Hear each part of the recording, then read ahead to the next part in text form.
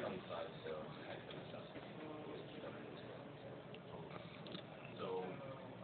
Yeah, we got facts and figures about this sort of thing, and one of the reasons we do this, because, everybody says in the back of their head, yeah, I got to do backups, and it's really important, and, if I lose my data, it's a really big deal, I'd have problems, but people actually do surveys about, who actually backs up, and it's actually gotten a little bit better recently.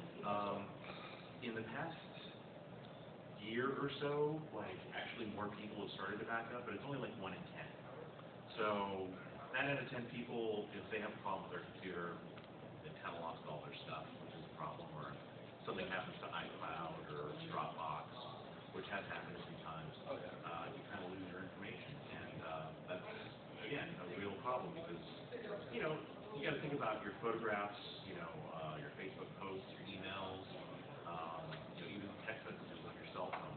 All that sort of stuff is something that is kind of like electricity. If you don't have it, it's a big problem, but you don't notice it until you don't have it. So that's kind of the viewpoint that we're coming from. It's one of those things where it's a necessity that's not really up there when you really, ask people if it's something that they're actually doing. So it's one of those things that we just kind of want to show some of the services that are out there, because one of the things that's happened in the past couple of years is it's gotten really, really easy to store your stuff, and it's a lot of fire and forget software out there. And whereas before it wasn't such a big deal. I mean, it actually was a big deal. It was a problem, and that's part of the motivation that we want to get people to be able to do this sort of thing. They weren't very well motivated because they thought it was such a problem to be able to do this. There's so much effort to it, and not so much anymore. I'm just going to kind of go run down some of the options that are available. Some of the stuff that we can build into. Oh, yeah. So, I'm Patrick. I work in IT professionally. I've been doing so for 7 years. I'm pretty proud of this stuff. Cool. Okay. All right. So how many people here have had a hard drive crash? And the other question I'm going to ask is, how many people have had a problem in the cloud? Not yet. Don't trust the cloud. Exactly. There's a little minor freak out today when I was trying to access some, suppress stuff for intervention comment, and maybe switch over to Drive, and all of a sudden, they restored it where everything was. So I'm looking for press pass document, and normally I'm just having it all one list, and then they're like, oh well, this is something that was shared to you by somebody else. And I go to share to me, and no, it's not there. And then I go back to my other show, it's not there, and I'm kind of where did it go? What's going on? And then I try to go back to recent documents, and somehow it's in my recent documents, but it's not shared with me by any other previous. Just weird shit. Actually, yeah, this past week has been a real example of that. There is Google Docs, and that's a great thing because you can have your documents pretty much wherever you have an internet connection. And I got the email just a couple of days ago too. Congratulations, we've moved all your stuff. And no warning, no nothing. Your entire workflow for how you're going to access your stuff completely out the window, because now you have to figure out how you're going to be incorporating Google Drive if you're not ready. Everything that you had before as far as Google Docs completely changed. And, intervention in particular, all of our guest lists, our FAQs, the passwords to the Wi-Fi hotspots, all of that stuff was Google Docs, because that was the easiest thing for everybody. And then all of a sudden people couldn't access their stuff. So it was a big scramble this morning, particularly. So among other scrambles. So one of the things that I advocate is to try to have sort of a two-pronged approach to what you're doing. Don't rely on just one thing. Yes, don't trust the cloud, but use it to your advantage as well.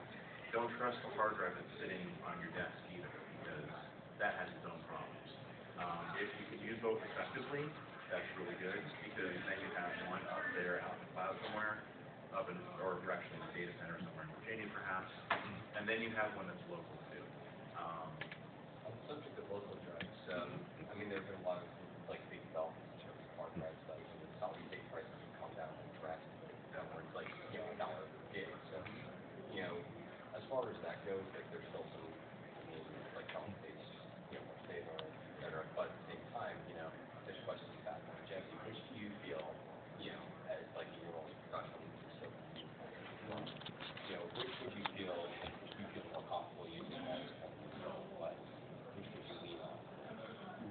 would still go towards hard drives, as long as they're not mobile. Yeah. You know, if you're moving your hard drive around, obviously there's issues with that, and that's where solid state really shines. But, you know, spinning disks are still a very tried and true technology, and we kind of err on the side of, you know what works. And that doesn't mean that we're not looking at solid state. You know, you always look at it and you see what kind of problems it has and whether or not they're fixing those problems. What's really nice is we are looking at those mass storage systems. Yep. And they actually incorporate both. So you actually have, for one thing, it's a RAID, which is, you know, if you don't know what that is, it's basically a large array of disks that are all storing redundant amounts of data. They're constantly error checking. You've got, you know, stripe across multiple drives. One of the drives fails, it just keeps going, and it just lets you know, hey, you got to change out this drive, but your data isn't gone. So what these storage systems are doing is they have both solid state, so that when you're storing your data, it's going really, really fast, and it's also caching data when it's coming out of the drives. But once things kind of settle down, it writes over to the spinning disk. So it's kind of nice having those two technologies kind of married together. So I love solid state. I wouldn't entirely trust my data to it yet in real life, but it's promising. I would have to agree. For the most part, mechanical hard drives are significantly more stable. They last longer.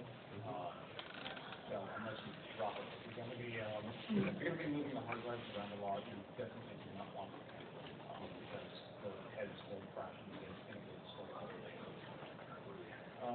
Other than that, they have mechanical drives are also really bad. But then you have a template climate that isn't moving very much. Mechanical drives are really good, especially since they have so much more space. And they last longer just to technology works. All right. So definitely invest in your mechanical drives unless you're, you know, moving around a lot, in which case I would say it might be a good idea. You know, again, particularly with Windows 7, actually started with Windows Vista, but, you know, Windows 7 and I assume Windows 8 when it comes out, there's already a built-in backup solution there, so you don't have to go out and buy software. It's already built into the system, and there's instructions on how to do it. You know, you can just kind of go into your control panel and settings, and once you've got your hard drive hooked up, you can actually tell it, I want to back up weekly at this time, you know, on these days, and it'll do it for you. You know, in the background, you don't even have to do it. If you got yourself a Mac, it's even easier. You know, it's pretty much fire and forget there. You plug in a hard drive and it says, hey, you want to use this as a backup?